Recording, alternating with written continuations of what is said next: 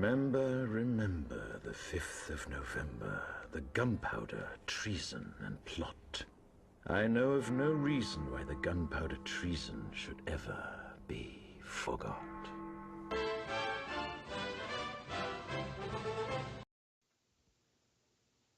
Yeah, that was one hell of an intro for you guys right there. So yeah, as of this recording, today is November the 5th, 2016, which for this match, it marks the 11th anniversary. And surprisingly enough, this also took place on the very same day as the classic matchup between Bryan Danielson and Roderick Strong for the Ring of Honor World Title, which I haven't seen in a couple of years, but I remember being an amazing matchup. If you haven't seen it, check that one out. It's actually on YouTube, and they actually uploaded it last year.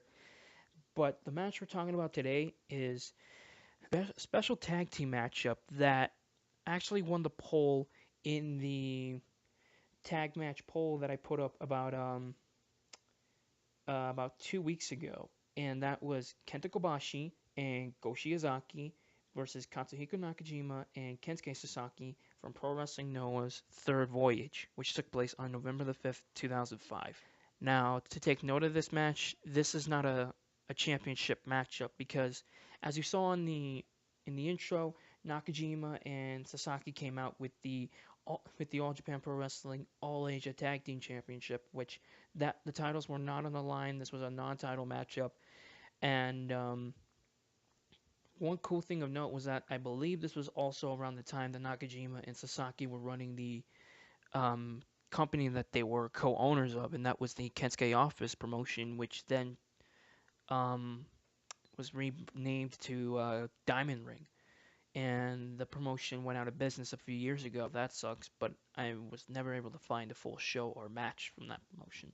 But for this one today, this match won the poll. Sasaki and Nakajima versus Kobashi. Combinations they have here for this matchup are really interesting because it's kind of like the same combination that was used in the main event of the Ring of Honor show Unforgettable back in October 2005, I believe about 3 weeks earlier, 2 to 3 weeks, something like that, which was Kenta Kobashi and Homicide versus Samoa Joe and Low Ki, which, from what I understand, was an amazing tag match. Show you had James Gibson's farewell match from ROH against Roderick Strong, which stole the show for me. Amazing wrestling matchup right there. For this matchup, this was kind of stemming back to the epic clash that happened at the Tokyo Dome earlier in the year from Pro Wrestling Noah. It was from July 17th or July, I believe it was the 18th, 2005. Pro Wrestling Noah's 5th anniversary show, Death Place at the Tokyo Dome. I actually reviewed the show about a year or two ago, and I didn't like the review, so I took it down. And I feel like if I did the review now, I feel like I would definitely be a lot more comfortable reviewing that show, as my opinions were very, very different of Pro Wrestling Noah then and now. But Pro Wrestling Noah was considered a Japanese promotion that was full of greatness. I mean, there were a lot of great talents around that time. You had the early versions of Naomichi Marufuji and Kenta. You had Nakajima and Shiozaki, the Young Lions, early in here. And yeah, Pro Wrestling Noah was just really delivering some great stuff. And really, the highlight of Noah's history was Kenta Kobashi. And this match was also a few months after Kobashi had dropped the GHC Heavyweight Championship to Takeshi Rikio, who ended up, from what I understand, having a fit. But Kobashi held the title for 2 years, and trust me, I've seen a couple matches, and my God, those were amazing matches. And Kobashi was considered one of the best in the world at that time. If you ask me who the top 5 guys in wrestling were in 2005, I think off the top of my head, I would go with Kenta Kobashi, Samoa Joe, uh, Shawn Michaels, Kurt Angle, and if you want to throw in Batista in there, that's cool. Although Batista didn't have the greatest in-ring year that year, he was really, really popular. So, yeah, those were the top 5 most talked about guys in 2005. I mean, especially Joe and Kobashi, in my opinion. I mean, those two guys were putting on amazing matches in 2005. And as I alluded earlier, Kobashi and Sasaki, they absolutely tore the house down in this epic clash at the Tokyo Dome, one-on-one. That was a phenomenal matchup. If you haven't seen that match, check it out. And the surprising thing about it is that I remember this match as the very first match from Japan I ever saw. No joke, that match between Kobashi and Sasaki was the first I ever saw. I did not see Misawa Kobashi. I didn't see Kawada Misawa. I didn't see some of the Holy Demon Army Kobashi Misawa matches. I didn't watch any New Japan prior to that. I heard about this matchup through um, Sanders Robin 24's review of the top 25 Pro Wrestling Noah matches of all time compilation, which came out 5 years ago on IVP Videos. And I saw that match and I fell in love with Puro right then and there, or as you guys like to know it as, Japanese Pro Wrestling. So I saw the matchup, and I was just blown away by Kobashi and a lot of other people that I saw over the years. And then my opinions on wrestling just expanded upon with like New Japan, All Japan, Pro Wrestling Noah, a lot of these other Japanese promotions. But those were the top three most notable that I saw, including with today's New Japan, which they've been delivering over the past like 3 to 4 years. But what's this matchup right here? Kobashi and Shiozaki versus Nakajima and Sasaki. There really was no story, but they kind of build off of the intensity and the story between Sasaki and Kobashi at the Dome, as they have this special attraction tag match right here. And really, it's really hard to talk a lot about this match without having to actually talk about the actual in-ring action, because if I talked about the in-ring action, then it would kind of spoil the match for you guys. But before I get to that, now that I remember the other matches that I had on that tag team poll, I chose a variety of matches because I didn't want it to just be just the same matches, like 3 from NWA, 4 from WWF, and so on and so forth. So I chose one match, only one match from each promotion, and I had a variety. I had some from All Japan Women's Pro Wrestling. I had a couple of the All Japan matches. I had a couple of New Japan. I had one from ECW, one from WCW. Had one even from Chikara. I had one from TNA, NXT, and what I thought was going to be the winner of the poll ended up being second place. So when I announced one more time that I was going to put out the poll for you guys to vote, this matchup ended up getting the win, as Kobashi and Sasaki and Shiozaki versus Sasaki and Nakajima was the winner with 7 votes against 6 votes for the runner-up, which was the Steiner Brothers versus Bret and Owen Hart from WrestleFest '94, and third place being the NXT Takeover the End match between the Revival and American Alpha. So yeah, it was pretty much a close call when I saw the poll the next day, and I'm like, wow, this match actually won. Very, very interesting. But I'm just hoping that it wasn't that somebody was just voting for this match over and over again in order to gain the lead on the WrestleFest match. Because if that match had won and I decided to review it today, then I would have had no problem with it, because that match was fantastic as well. But enough of that. Let's get to this matchup right here and talk about it. And when it was fantastic. Really, really intense, very fast-paced. As you saw in the opening of this video, I had put in a couple of things. Well, actually, I put in one sequence, which was for me my favorite of the entire match, and that was we first had the opening sequence between Shiozaki and Nakajima, which was awesome. And there was one problem I had with that, including the entire match, but we'll get to that when I get to the cons in this match. Which, sorry, I have to say. But I like to call this spot the chop chop stop moment, where Kobashi and Sasaki came in, they were locking it up, going back and forth. They hit each other once with a chop, and then they stop, and I'm like, holy crap, because that kind of played off of the match at the Tokyo Dome, where they were just having that epic chop fest where they were just chopping the crap out of each other for 4 minutes straight, which I think, looking back, was kind of held the match back for me to give it a perfect score. But right here, these two just beat the hell out of each other, and they went at it again with the chop fest. And I think the problem I had with Kobashi at the time was that he kind of relied more on the chops more than like the actual in-ring stuff. But even with that, it kind of told the story that Kobashi was a much more superior performer out of these guys. And there's really one thing I loved about the match was the interactions between Kenta Kobashi and Katsuhiko Nakajima, and really cool to know that, and really insane actually. Now that I look at it, that Nakajima, guess how old he was during this match? 17 years old. My God, those chops had to hurt like hell. I mean, when Kobashi and when Kobashi and Nakajima were in the ring, it just felt like this underdog story immediately then and there.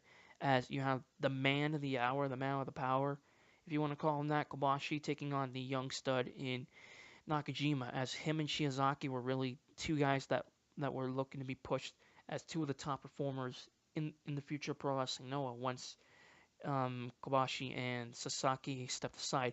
So really, that interaction and the interactions in general between the two, I thought were really, really awesome, and they were really some of my favorite parts of the match because when Kobashi would chop the crap out of Nakajima, you just felt bad for him, like that had to hurt like hell. I mean, it was a pretty brutal matchup.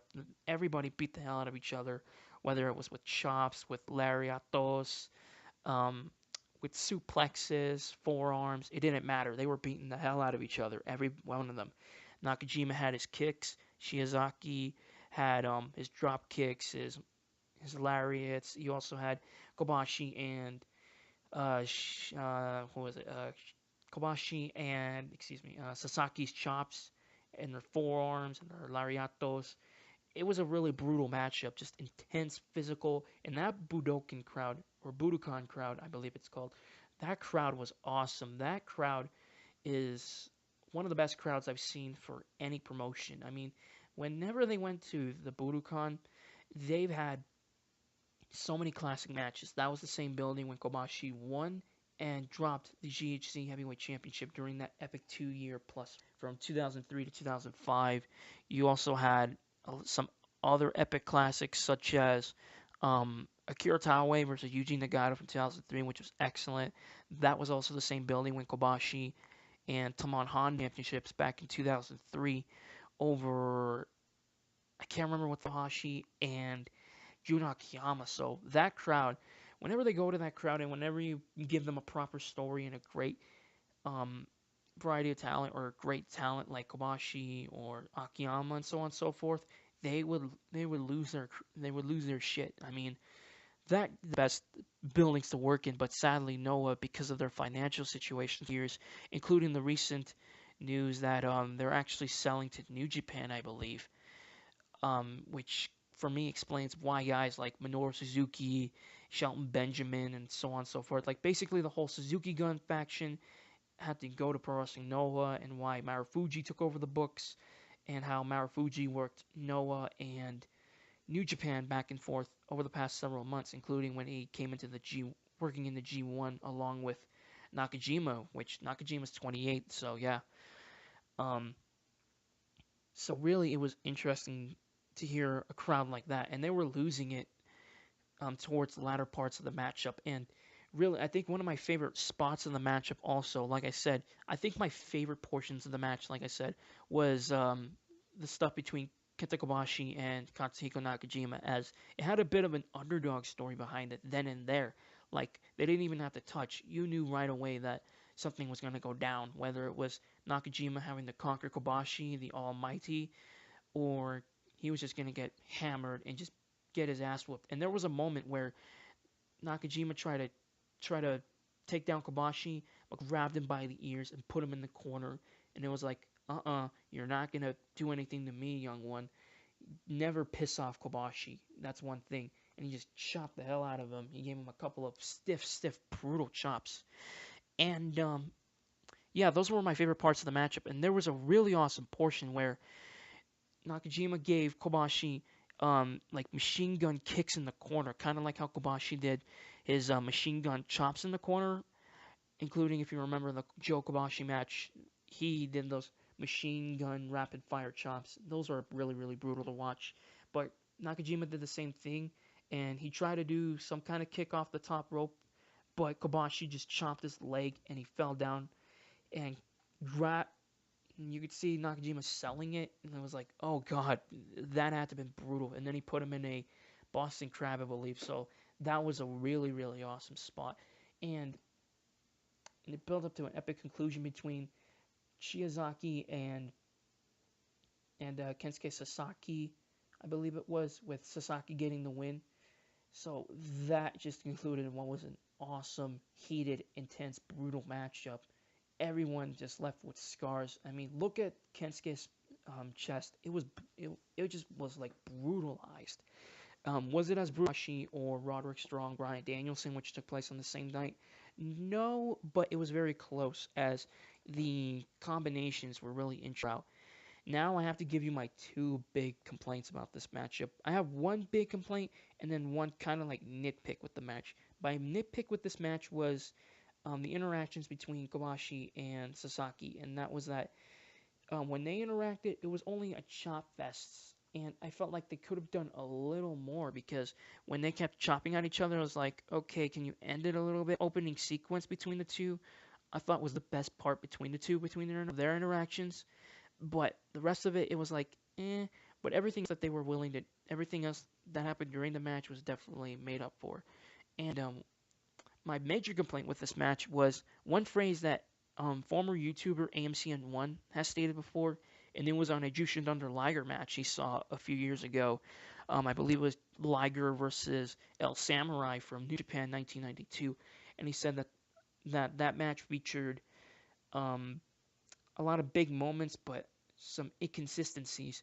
And that's the thing I would say when it comes to this matchup. This had a lot of big moments, like I introduced in the intro, but it does contain some inconsistencies, like the selling and the story. And I felt like they could have consistently told a story, like Kobashi just brutalizing the hell out of Nakajima, and when Sasaki would come in, it would just be insane. But with everything else, I thought it made up. And what was really cool was that no matter who was tagged in, the crowd was using it, especially when Nakajima came in, when it came to him and Kobashi, like I mentioned earlier. So, yeah, those were my favorite parts of the matchup. And some other stuff. And there was one really, really awesome spot I loved, along with the Chop Chop Stop spot and the Nakajima Kobashi interactions. And that was when Shiozaki put Nakajima, and this was early in the match also, and this was when Shiozaki put Nakajima up for a surfboard, kind of like how Jushin Thunder Liger would do it, but with the referee with his back turned, he went over to Sasaki, who was trying to interfere, and Kobashi took that time, came in. Nakajima was in position with the surfboard, chest up first, and Kobashi would do a chop to Nakajima, which was brutal. And I believe that chop was the Burning Sword, which was you putting up your opponent for position for a neck breaker, but you just go chop, but kind of like knife edge right to the chest. And oh god, that was pretty brutal. And overall, this classic matchup, and I definitely would say it's one of the best tag matches Pro Wrestling Noah's ever done. It's the best tag match Pro Wrestling Noah's ever done, and one of the top team matches the company's ever put on. In that Budokan crowd, amazing, amazing match.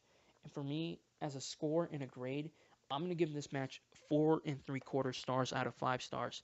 It was definitely damn near perfection. I feel like if they had consistently had the story on, and if they had consistency with the selling, I would have given this the perfect 5, but it's definitely made up for it. And that is it, you guys. Hopefully you guys enjoyed this match review. And for my next one, I have one set for Viva la Raza, the man himself, Eddie Guerrero. And in the description box, I'll be putting the poll for the next match review, which is going to be an Eddie Guerrero match, in the description box below. I got Eddie Guerrero and Art Bar versus Hijo del Santo and AAA When Worlds Collide 1994, which is considered one of the greatest tag matches. Guerrero versus Rey Mysterio Jr., the mask versus title match from WCW Halloween Havoc 1996. Guerrero versus Brock Lesnar for the WWE Championship from 2004. Eddie Guerrero versus Edge in the no disqualification match from SmackDown September 26, 2002. Eddie Guerrero versus Dean Malenko in their final matchup in ECW. The 2 out of 3 Falls match from ECW's Hardcore TV, August 29th, 1995. Eddie Guerrero versus Chris Benoit in the United States Championship Tournament Final from Vengeance 2003. Eddie Guerrero versus Rob Van Dam in the ladder match for the championship from Monday Night Raw, May 6th, I believe, or excuse me, May 27th, 2002. Eddie Guerrero versus Chris Jericho for the Cruiserweight Championship from Fall Brawl 19, and Eddie Guerrero versus Dean Malenko for the ECW World Television Championship, Hostile City Showdown 1995. Vote in the poll's going to be in the description box below, the link to the poll, I should say. And until the next one, peace.